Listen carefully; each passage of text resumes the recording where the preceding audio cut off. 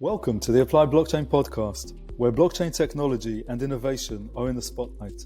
My name is Ben-Ari, and I'm the founder and CEO of Applied Blockchain, and I'll be your host as we dive into relaxed conversations with industry experts and thought leaders to get their views on what they're building, the Web3 ecosystem and its transformative impact on the modern world. Tony McLaughlin, welcome to the Applied Blockchain podcast. Thanks for having me. So Tony, it's been quite a while since we've spoken, and I'm really looking forward to getting a proper update from you. Maybe just to begin though, give us a little bit of your background, because I know it kind of feeds into all of this, and Sure. let us know where you've come from, what you've been doing, and how you got to what you're doing now. Yeah, I've been working in payments for 30 years with financial institutions. And for most of that time, nobody really cared so much about payments. It was boring. And then along came fintech, and along came crypto. And then people want to talk about payments at dinner parties. So go figure. Right. So what was let's break that down a little bit. So what were you looking at before? What did the entry point look like? So I guess blockchain came along and presumably people labeled it things and ignored it. What does that journey look like? Well, the journey looked like, I think I read the Bitcoin white paper around about 2013. And that was a big kind of shock to the system for me, because I had always assumed, because I'd been working in the system, I'd always assumed that money and payments were an artifact of the nation state, that always emanated from the nation state. That was the world that I lived in. And I had to really think to myself back in 2013, does money really belong to the nation state? Because here's this new form of money, which essentially says you can't trust governments, right? That's the basic idea.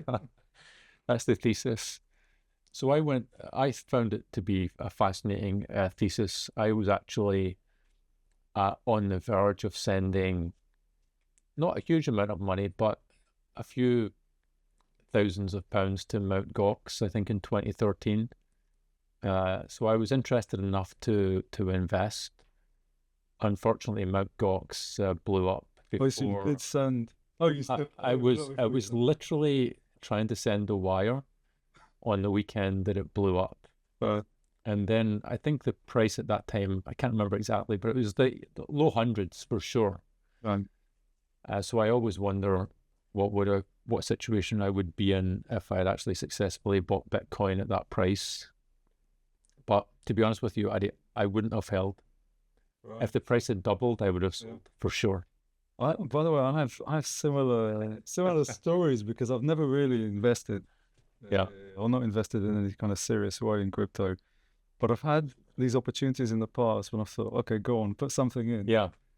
Quite early in some projects, as you imagine, being around 10 years. I've been at these points a few times.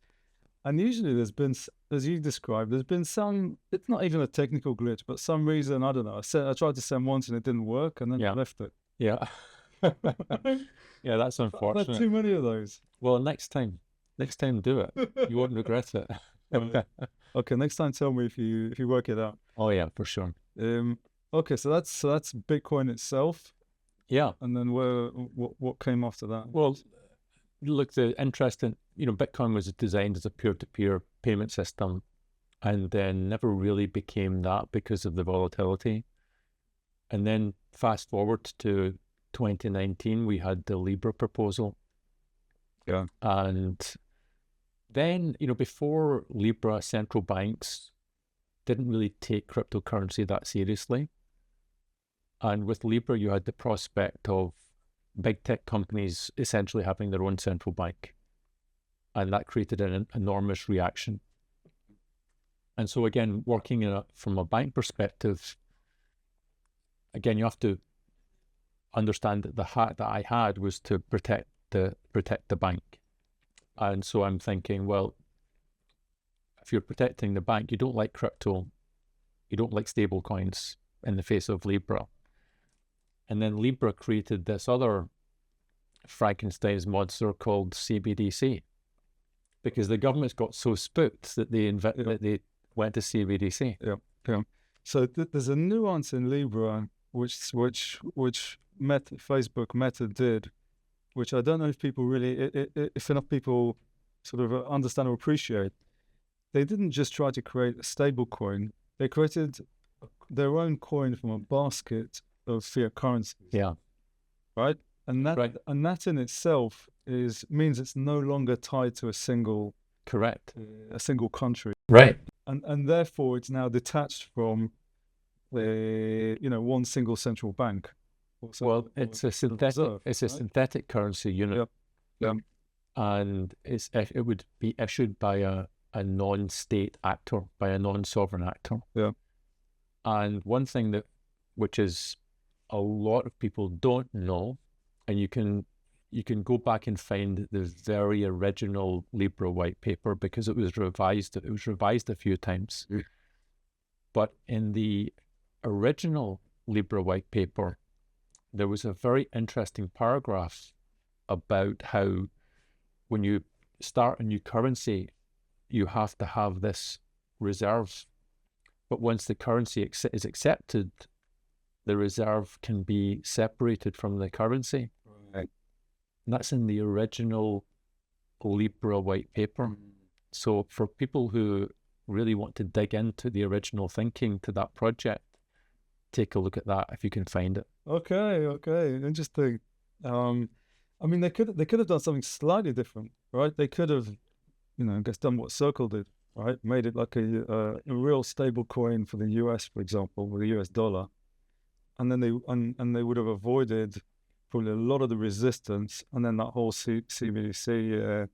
Well, they did try to pivot it to DM. Then it was one with $1, but by that time the game was up. Yeah, they'd already got everybody's guards up. Yes, what they could have done if they wanted Facebook to be a commerce platform is they could just have got the MSB licenses like everyone else. Mm. That would have raised no eyebrows whatsoever. And that's what would that have given them? Well, essentially they would have had a Facebook version of PayPal. Right. The ability to have e-money accounts. And then if I see I like your t-shirt on your Instagram page or on Facebook, I can click on it and I can buy it, and I could pay from a Facebook e-money account. Yeah. That's what I would have done. Yeah. But then again, no one asked me. All right. Okay. But I guess that's not tokenized assets. It's not tokenized assets. It's just an e-money account. Yeah, but it would have arguably achieved a lot of what they were trying to achieve. It would have turned Facebook more into a commerce platform. Yeah. So there's a few different things they could have done at the time, which might have gone through more smoothly and not raised as much resistance as they did. Absolutely. But that changed history.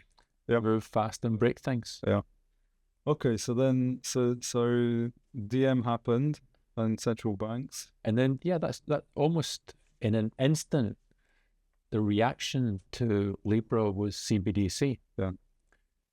And, I was sitting there watching all of these things thinking, well, crypto as a medium of exchange hasn't worked. Non-sovereign central banks are a strange idea because money is very tied to the social contract. It's very tied to the things that we give to the state. As monopolies, you've got the law, you've got force, and you've got money. Yeah. So separating money from that social contract. Tax, obviously. Absolutely. Yeah, which pays for those things. It's all intrinsics. Yeah. So I was watching all these things happening, and then I thought to myself, well, look, if there's some secret sauce about blockchain, what is that secret sauce? And how can it be applied to the regulated financial system? So that became my focus for a few years. Right. Can I just to take one step back again? The reason why the central banks stepped in at that point was because if Facebook would have been successful, then let's imagine each of us, we've got Facebook accounts, WhatsApp accounts, or whatever. We're moving some of our salary, a few pounds here and there into our Facebook wallet, and that's now not British pounds, which means that the government, its macroeconomic policy, the Bank of England, raising interest rates and so on, won't really impact whatever's in that wallet, which is essentially the central bank and the government losing control of their macroeconomic policy. That's the concern. That's the concern. The concern was that currency unit on social networks, and remember, Libra wasn't only Facebook, there was a whole consortium there of very powerful big tech and other clients, and big tech and other players. And so there was the alarming but real possibility that billions of people could use this absolutely novel, non-sovereign currency unit. And quite rightly, the government said, don't think so.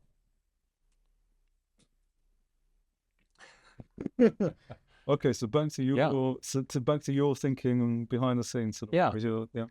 So I'm watching these things play out, and my thought process was, what's the secret sauce of blockchain? And in particular, I had this question which was really bugging me. There were so many pilots. I mean, you saw yourself. So many pilots with private permission blockchains in banks over 10 years, over and over again, trying to explore whether a use case would work on a blockchain, which I found ridiculous, because a Turing complete blockchain is just a computer. So you have this. Any use case is going to work on a blockchain. Because if it works on if a use case works on one Turing machine, it works on another Turing machine. So what these experiments over and over again proved is that Turing machines are equivalent. Which you didn't need an experiment. Really. We knew that already. Yes. So this use case thinking wasn't what is junk. It's just not the right question. Yeah. The right question, I thought, was, what is the special sauce of blockchain in regulated financial services?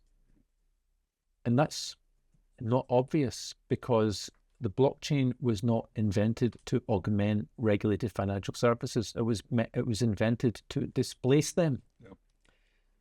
So you can't.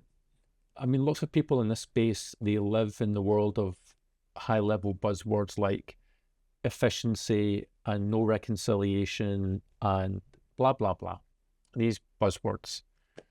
But I was quite interested to get to the root, the first principle reason why blockchains might be additive to financial services. And I think I got there. If we had ads, this is when we pause for the ad, right? Now you've got the hook. Or it's like it's at Netflix. At Netflix, you have to have like a dramatic. This would be the end of episode 1. This would be the end of episode 1. Yeah, that's what we would do. So go on. So what was your conclusion? We're back now. Okay, so again, back to the first principles. If you observe the financial system on this planet from space, then what you see are, let's say, 15,000 financial institutions. What are they? What are these strange institutions? Well, they are balance sheets. They're assets and liabilities, and they're risk-taking balance sheets. You know, they gather in deposits, which are short-term, and they lend out money, which is long-term. So they do maturity transformation. That's interesting. And then there are lots of transactions that take place between those balance sheets.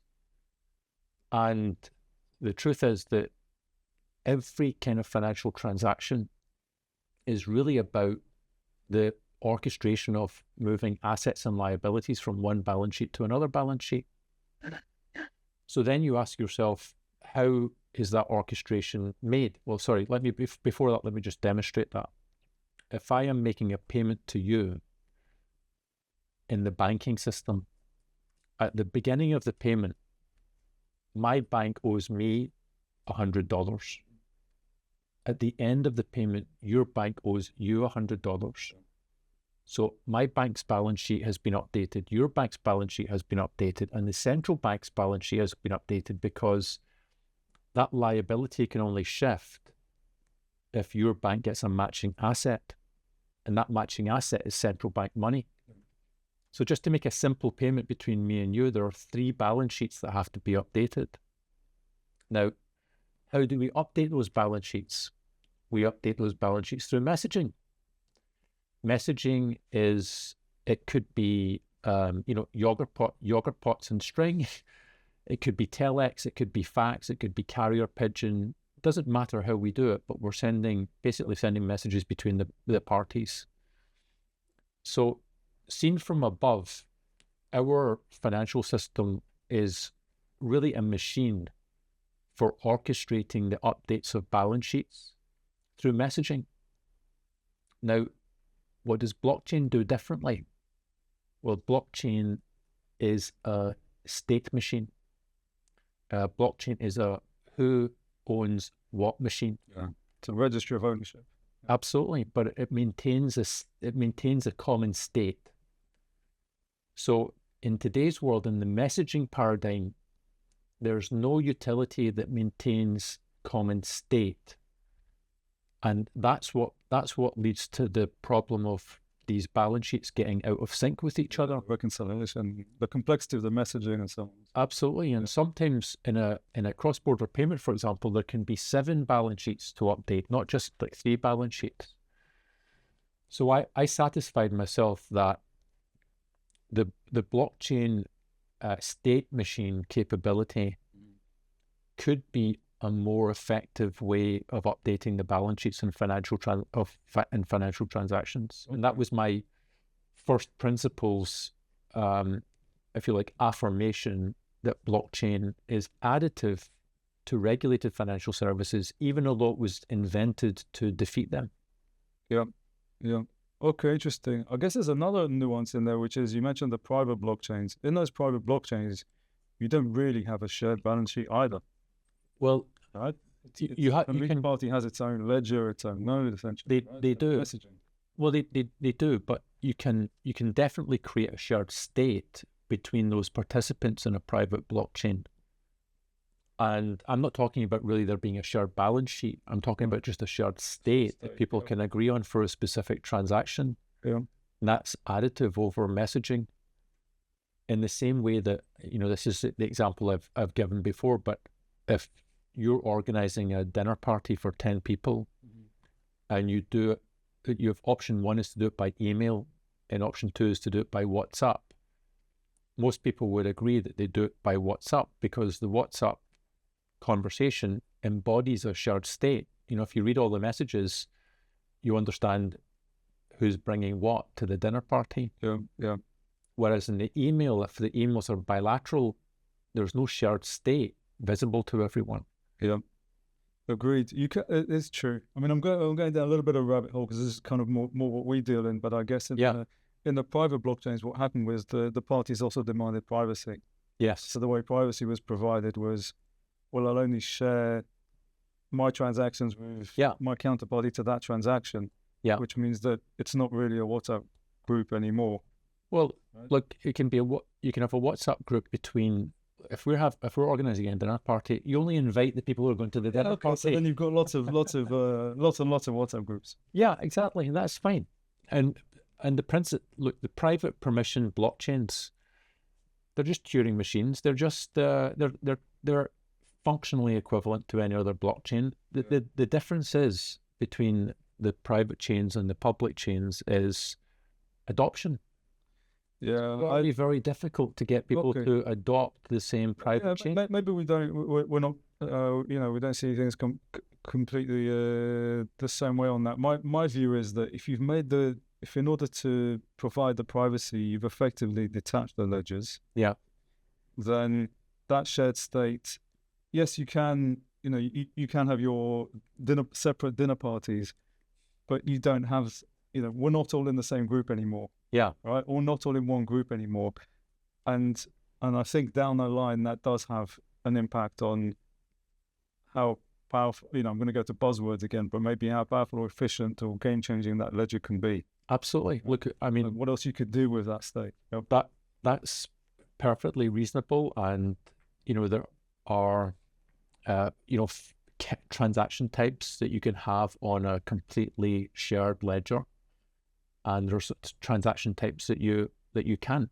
Yep. But the place that I got to, just to kind of complete my journey, was I've been working on this idea which I called regulated liability network, which we experimented with in the US with the Fed and 10 or so banks, and in the UK we experimented with it through UK Finance, and then the core idea was picked up by BIS and called Unified Ledger, and then there was Project Agora with 7 central banks and 40 central banks, all around the same core idea. And that was an investigation of that thesis about having that state machine and whether you could upgrade, for example, correspondent banking by having that state machine. But then came the US election. Okay.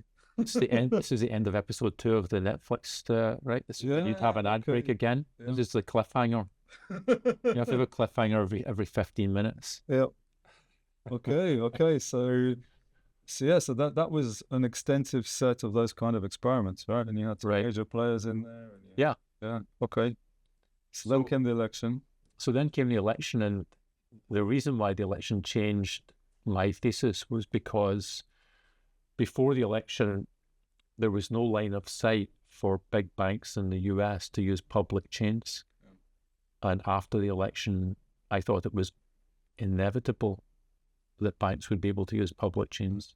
What did you see there? Because if I look at what I understood about the election, I obviously understood that, that the incoming government was going to be crypto friendly to the crypto world, and obviously the president himself is dipping his toes in it. Yeah.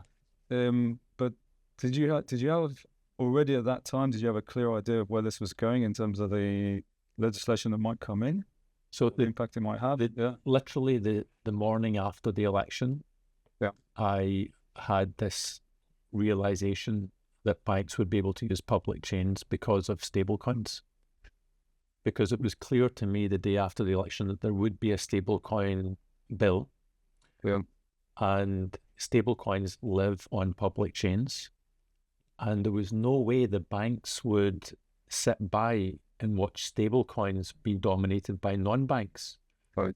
And so it was clear to me that the banks would lobby to be able to compete with the non-banks on a level playing field. Right. And that means having access to the public chains, and it would be granted. So that was obvious to me. So let me try and understand that, because that's not all obvious. Right? So, okay, US election. Now you understand that stable coins on public chains could be something that banks can use or deal with. Issue. Issue. Yeah.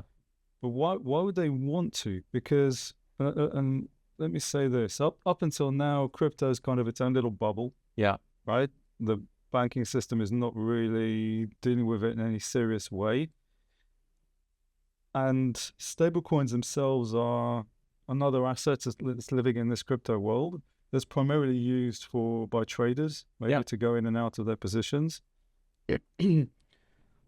Why would that be interesting for retail banks and their customers? Well, I can give you my assessment of why it's interesting. Yeah. My assessment is because the form factor of a token on a public chain and a token in a wallet is far more general purpose than a bank account. Wow. That's the reason. So think about this. Think about so if I ask most people on the planet, maybe not most people on the planet, but if I ask you, I'm gonna make an image appear in your head involuntarily. Okay. How much money have you got? Right. So I don't want the answer. You can just have that image in your head, but I bet you one of the things you thought about was what's my bank balance? Yes. So we live in a world today which is bank account centric. Now, your bank account is a one-trick pony. Your bank account, let's say with a British bank, only contains the liabilities of that bank. Now, maybe you're fancy and you've got multiple currency accounts, but even so, one bank account in sterling only contains the liabilities of one bank. Now, let's compare that to a wallet. In a wallet, you could have the tokenized deposits from many banks. You could have stablecoins from many issuers. You could have tokenized money market funds from many asset managers. You could have tokenized treasuries and any other digital asset, Bitcoin, Ethereum, and meme coins, all in the same wallet. So which is more general purpose, the bank account or the wallet? Yeah. Okay. I mean, what if I think about some of the fintechs rising? The fintechs are built on accounts. Yes, they are. Let's say like Revolut, or I don't know, these kind of, absolutely, these kind of fintechs that maybe offer me different assets, but I guess in practice they're still holding those somehow, right? Well, we are currently in the account paradigm. Everything is built upon accounts. A large corporate, for example, might have 1,500 bank accounts with different banks around the world in order to conduct its operations. And believe me, running bank accounts is painful. Opening them, maintaining them, reconciling them, managing the permissions to the bank account is painful. So if you are a large corporation and you currently have 1,500 bank accounts, and you might, and the prospect is now appears that you might be able to consolidate that down into, let's say, 100 wallets. That's interesting. Right. And so what I'm saying is that the reason why this form factor is interesting, the form factor of a token on a public chain in a wallet, that form factor is, I like to compare it to, these days, I see your phone. Think of all of the special purpose technologies that your phone has replaced. Yeah. You don't have an alarm clock beside your bed. You don't have a camera. You don't have a camera. You don't have a calculator. You don't have a Walkman. Okay. The general purpose technology subsumes the special purpose technology. And that's exactly what is going to happen with tokens on public chains and wallets. The general purpose technology will subsume the features of all the special purpose rails. No. Okay. Interesting. I'm also, I'm going to keep digging. Please do. Because, having been in the space for a while, and as a technologist, we can often sort of look at the positive aspects of a technology and maybe assign it lots of, superpowers, if you like. But I want to really get under the bonnet. Sure. If I think about the you mentioned like a corporate with lots and lots of bank accounts. Yeah. A lot of that will be, maybe they have subsidiaries and they have different currencies that they deal in. Right. Probably multiple banks that they're working with. Absolutely. Maybe for legacy reasons, for all sorts of reasons. Now, consolidating that into wallets, what does that mean in practice? I'm just going to try and play that out in my head. First of all, a wallet would be my account, not an account that's sitting at a bank. Right, so as an organization or even as an individual, I don't need 20 because I'm working with 20 different organizations. I need one. So maybe, I mean, again, this is, I think, quite radical. Mm-hmm. When you move from the account paradigm to the wallet paradigm, it's not about who's got your account. It's about who's got your wallet. Right. Okay. Now, maybe at so again, that wallet, you've currently got 20 accounts, and now you've got one wallet with tokenized deposits from 20 banks in one receptacle. So that receptacle holds more than an individual bank account. Yeah. So this is radical. But your question was before, why are banks interested in stablecoins? Mm-hmm.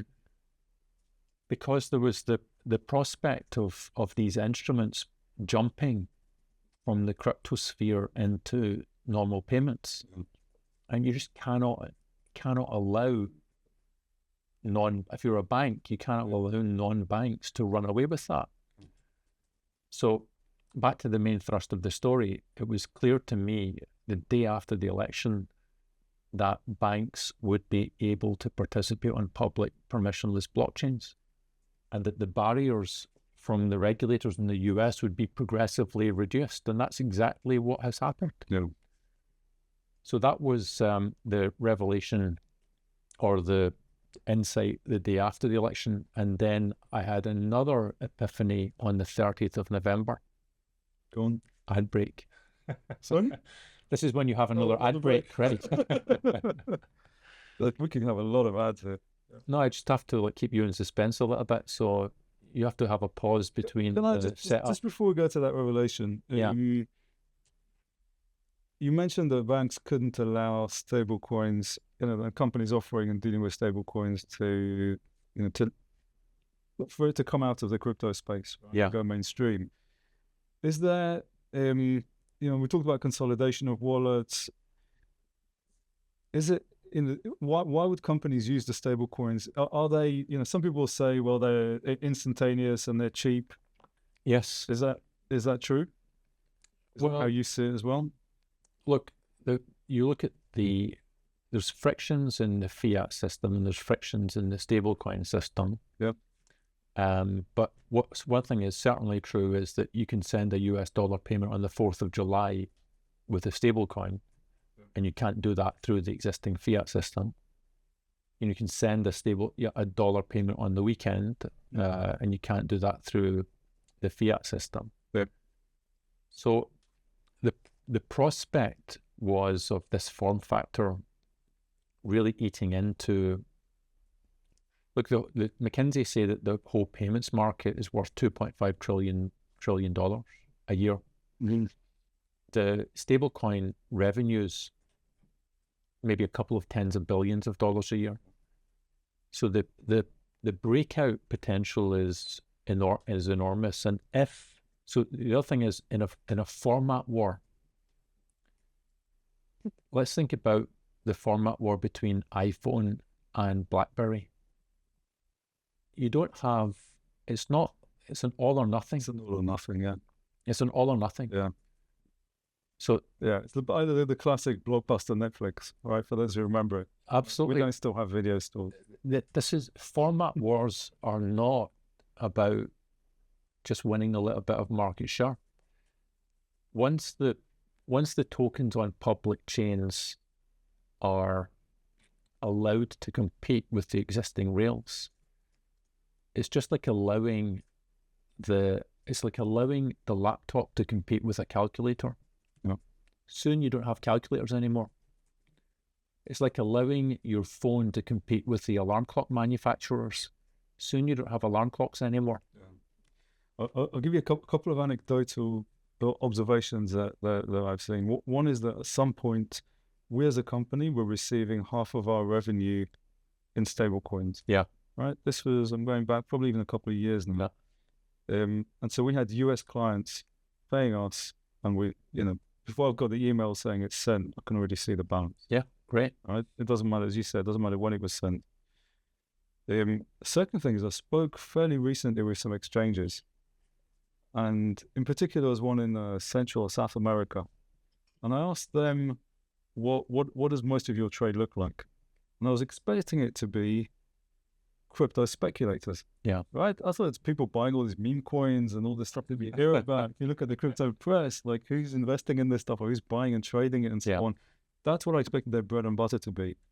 And they said, no, it's stablecoin transfers. Yeah.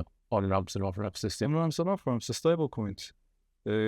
People are moving money around. Yeah. That was, that took me back as well. Sorry, that was just a couple of anecdotes. No, it's just a sign of things to come. Yep. But look, that's the first part of it. Then 30th of November, there was the real epiphany. And on the 30th of November last year, I realized that stablecoins could be very, very, very closely analogized to traveler's checks. Okay, that's going to need to explain. So my first job in banking 30 years ago was in traveler's checks. And have you ever seen a traveler's check? I mean, I'm probably showing my age here. I think I was traveling as a student and I was looking for, do I need to take money overseas? And instead of taking a wad of cash with me, which would be risky, Yeah. I think I went to the post office or a bank or somebody and got these checks. And then when I arrived, again, I can't remember if I used them to pay for the hotel or went to a local bank or something, but you could basically cash them in with local currency. Yeah. I think that was how it worked. Right. So you were really at the tail end of an instrument which has been around for hundreds of years. The first American Express traveler's check was issued in 1891. And in the UK, there were Thomas Cook traveler's checks there were traveler's checks in the UK back into the 18th century. So let me describe an American Express traveler's check of 1891, and you tell me what's different from that and a stablecoin. So you've got a US dollar instrument issued by a non-bank, pre-funded, fully collateralized, doesn't pay interest, a bearer instrument, and a negotiable instrument. So what does that mean, bearer negotiable? Okay, so a bearer instrument essentially means I take it with me, I hand it over, and it's accepted for payment. It is the actual. So that's the bearer asset. Yeah. And the negotiable instrument is a slightly more subtle thing. So the negotiable instrument is, imagine I give you $10 and then you write on a piece of paper, I owe the bearer of this piece of paper $10 payable on demand. And you give me that piece of paper. So that piece of paper is an IOU. It's a promise to pay. But it's also a negotiable instrument because I can do two things with it. I can bring it back to you to get my $10, but I can also sell it to someone else. Yeah, and he might say it's not exactly $10 because I don't know if that's going to be exactly. If that's going to be paid. Yeah, for sure. Yeah. So it's sold at a discount, right? Sold at a discount based upon the counterparty risk of the issuer. Yeah. So here's a question.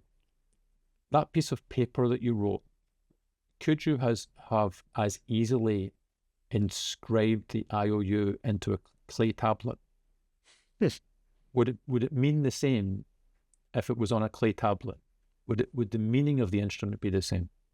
I guess so. Right. Would it be the same if you chiseled it into marble? Would it mean the same? Yes. If you put it on a relational database, would it mean the same? Yeah. If you put it as a token on a blockchain, would it mean the same? Same thing. So you've just derived the stablecoin from traveler's check. Okay. Oh, amazing. I haven't heard that before. Oh, okay. So what that really means is if you understand the history of checks, you understand the future of travel, you understand the future of stablecoins. Because the way in which these market structures resolve themselves are nothing to do with the form factor. They're nothing to do with the form factor. Can I ask you, Tony? Yeah. Checks are something that's kind of been phased out. Yes. Right? There's certainly in many parts of the world. Because they're made of atoms. But haven't we replaced them because we have more instant payment methods? The reason why we're phasing out checks is because they're made of atoms. So what have we replaced them with? Code. Which is in the form of? A token on a public blockchain. Was there anything in between? Relational database. Okay, fair enough. Messaging. Yeah. I'm just thinking in terms of MQ series. If I'm not using a stable coin, what am I doing with my bank today instead of traveler's checks? Well, what replaced traveler's checks was the debit card and the credit card. Right. Okay. So credit card. Good. Yeah. Messaging. Yeah. Okay. But my point is that promise to pay, that negotiable instrument, we agreed that the essence of that negotiable instrument is nothing to do with the form factor. Yeah. And so if someone in the future creates, I don't know, holographic promises to pay that can be teleported from point to point instantaneously, still a traveler's check. Yeah, it doesn't matter. But is there one thing the form factor can do is it can accelerate, magnify, and so on, right? So it could be that traveler's checks maybe were in quite limited use. Yeah. Because that had implications, and maybe if stablecoins replace a big part of it. I'm not arguing that the form factor isn't germane to the usefulness or the functionality of the negotiable instrument. All I'm arguing is that it doesn't change the nature of the instrument at its core. Yeah. And so one thing which bedevils the current discussion about stablecoins is that, well, there are people in the crypto community who think they've invented fire. And then there are people at the regulators who believe them. Whereas if we take a step back, we can say, look, this is just a negotiable instrument like we've seen for hundreds of years. So let's just manage it in the same way that we've managed those other negotiable instruments. Yeah. So there's nothing new under the sun. And the way in which the stablecoin market structure will play out, I would argue, is predictable. On the basis that the instrument itself is something that we know how to deal with. On the basis that if you have a market structure with many issuers of negotiable instruments and many places where they can be used, the market structure is very, very predictable. Okay, so what do you predict on that basis? So, in the age of checks, everyone can issue, everyone can receive. In the age of ACH, everyone can send, everyone can receive. In the age of faster payments, everyone can send, everyone can receive. In the age of plastic, everyone can issue, everyone can receive. In the age of stablecoins, everyone can issue, everyone can receive. So we'll have a pluralistic market structure, many, many issuers, universal acceptance, many currencies. So many currencies. Many currencies. Okay. That means many stable coins representing sovereign currencies. Yes. No problem. Yeah. I mean, you don't think, just because the current market structure doesn't look like that, doesn't mean anything. You know, do you remember America Online? Yeah. Right. So we're at the America Online stage in the stablecoin game, which is everyone is staring at America Online and trying to extrapolate the internet. They can't see it. You cannot understand what the internet will become. Yeah, that was one company working as a single company, really trying to monopolize as much as they can. Right. That stage of the technology. Absolutely. But if we were the commentariat at that time, we'd be saying, well, here's America Online. Yeah. How many America Onlines will there be? What are the prospects of America Online? People are staring at America Online and commentating about it, not understanding that it's a passing phase. Yeah. So we're going to move through this phase in the development of stablecoins and tokenized deposits. And we'll get to a very different market structure where this becomes the form factor of tokens on public chains becomes the dominant form of payment on the planet. Is there I'm just thinking of the differences here. So as you said, it's a bearer instrument. There's risk associated with the issuer and the collateral and the reserve and so on, right? The issuer has to be regulated. Of course, the issuer has to be so regulated. the regulation is the thing that regulates. The issuer has to be regulated, but think about I'll give you a simple parallel, which is in cards. There are 16,000 card issuers on the planet. Now, the customers of any one of those issuers can walk into Bloomingdale's, and Bloomingdale's don't care about the issuer. Again, this is the artifact of where we are today. Everyone cares about the issuer, and how the issuer is regulated and what's on their balance sheet. But in today's world, there are 16,000 issuers of cards from all sorts of countries, from all sorts of regulations, and nobody cares about the issuer. So that's where we're going to get to in stable. So to summarize, you're basically saying that regulation and standardization, these two things will make stablecoins ubiquitous. It won't matter. Regulation, standardization, economic incentives. So here's a really good question that comes from the traveler's check. So back in my day, traveler's checks were ubiquitously accepted all over the world. Every bureau de change, every bank, every large hotel. Why? Whoever they're going to cash in is giving, they've got some assurance that they will be able to cash these in. But so what's the reason why you offer that service? If you're a bureau de change or a bank, why do you offer the service to encash travelers' checks? Oh, you take a fee. You make money. Yeah.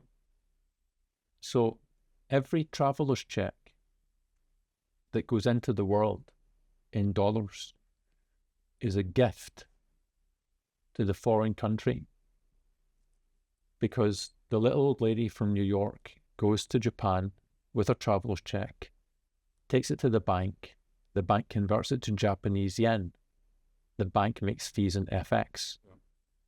The reason why everywhere in the world accepted traveler's checks is because the receiver makes fees in FX.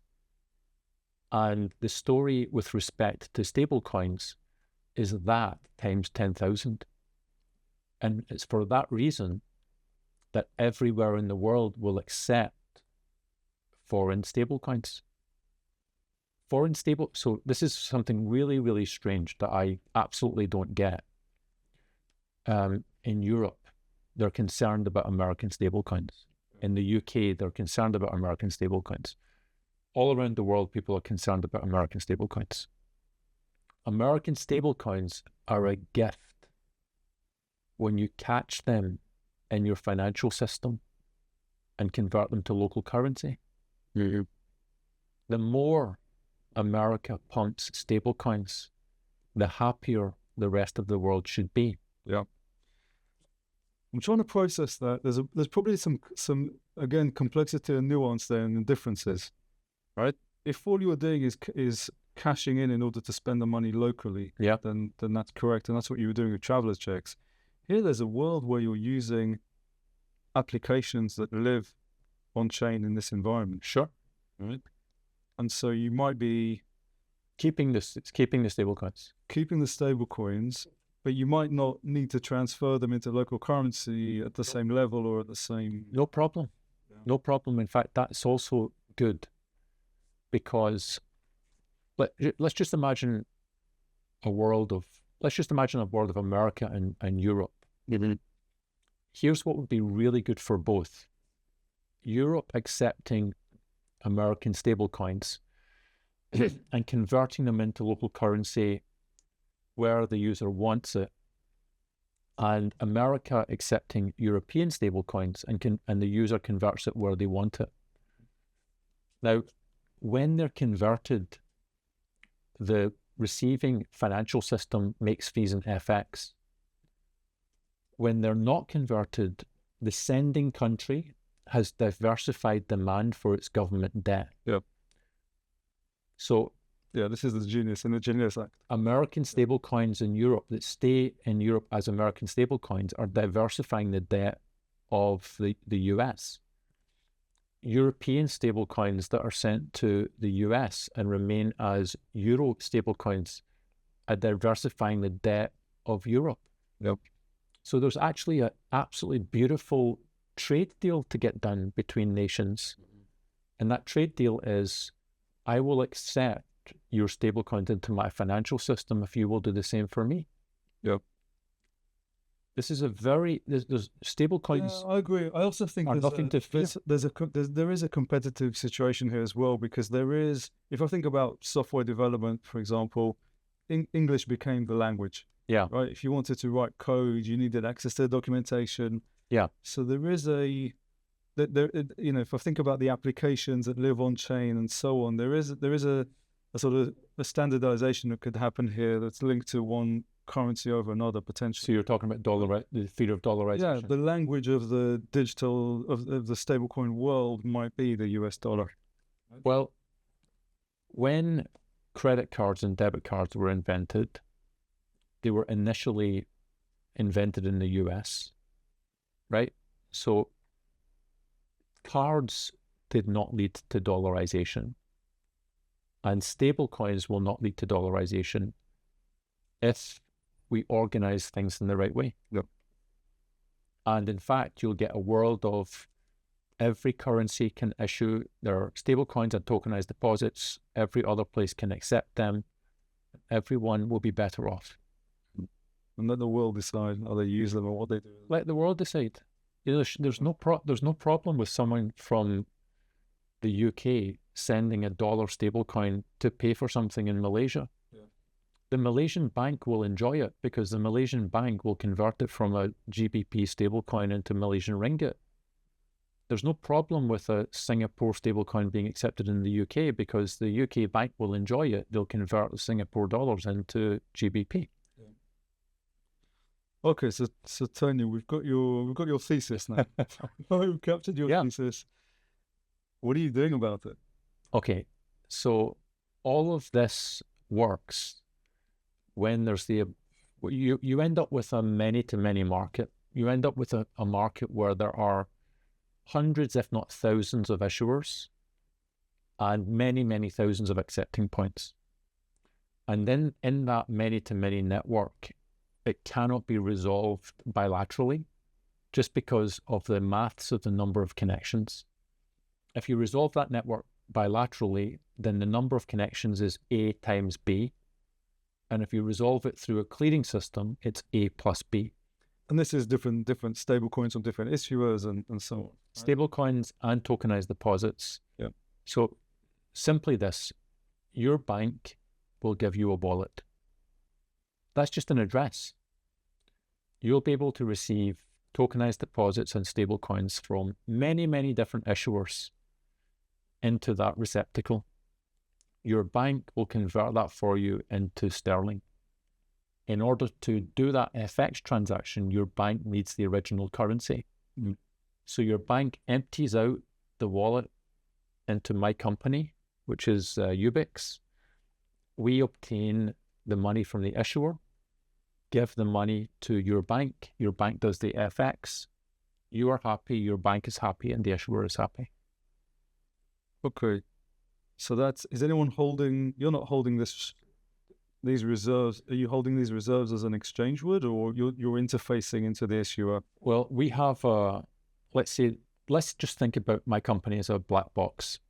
Yeah. Without going into the internal workings of it and unveiling all of my secrets. Oh no, you don't. But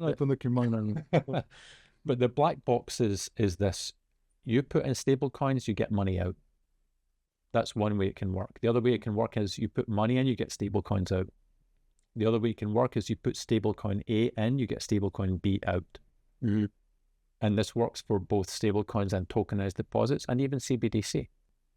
They're all stable coins. Mm-hmm. Just issued by different kinds of issuers. They all need to be cleared and they all need to have access to a mutualized acceptance network. So this is this all stems from the realization that stablecoins are traveler's checks. Very good, very good.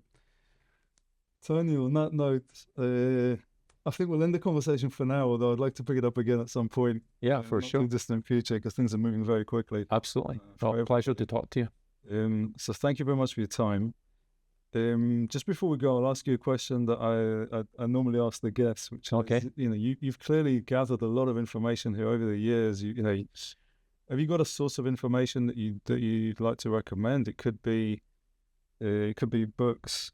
It could be another podcast. It could be something you subscribe to. Maybe the best source of information.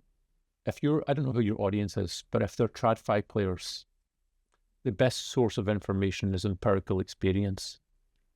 Now, I see lots of senior bank executives talk about stablecoins, and it's clear to me, just from their body language, the way they talk about it, they've never seen a stablecoin.